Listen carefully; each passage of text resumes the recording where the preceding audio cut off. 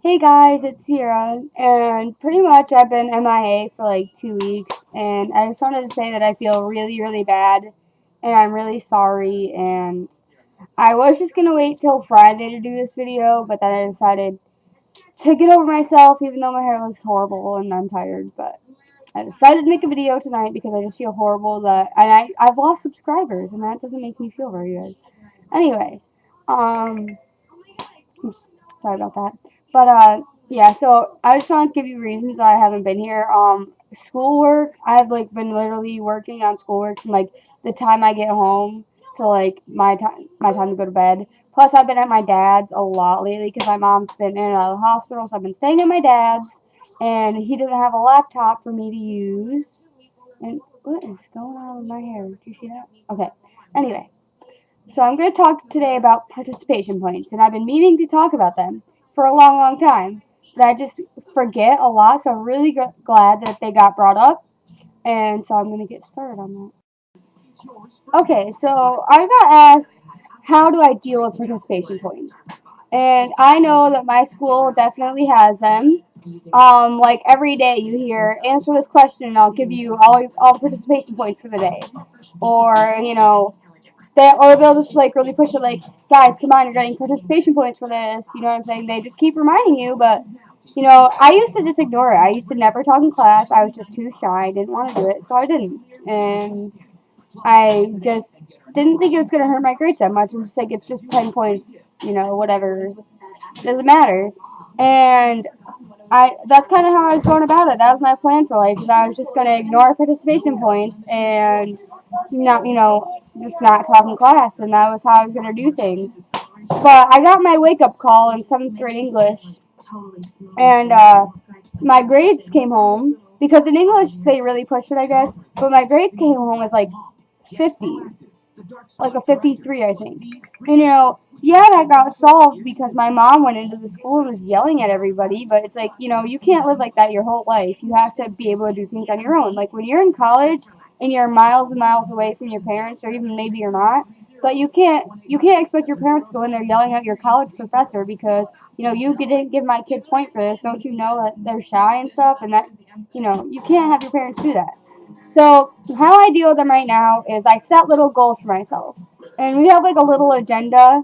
And in my agenda, I write, this is like if there's one particular class I don't talk in, and it's usually like math and either Spanish and English because I don't know why, but I just don't. And so I write little notes to myself like answer 2 questions today in this class, or just my whole goal for the day. I'll just be like, answer this many questions today, and I just give myself little check notes to do that. Try to remind myself, and I kind of set little goals. And I think it would work out better. This is my advice to you. It'd work out better if you had some kind of like reward system. Like maybe every time you answered or reached your goal or answered a question, you put like a quarter in a jar or something. I would do that, but I just don't keep money around, so I spend it really fast. And yeah, so that's like a good idea. Just keep little goals for yourself, and you should be fine.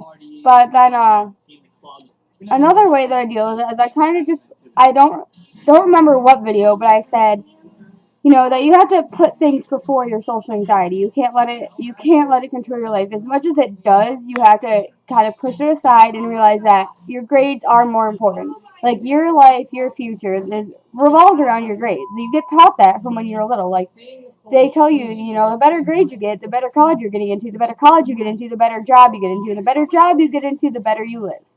Pretty much that's how life works. And so you kind of have to realize, like, my future and my grades. They're watching Jersey Shore. I don't know why that show is funny. I think it's ridiculous. Anyway, you, mom.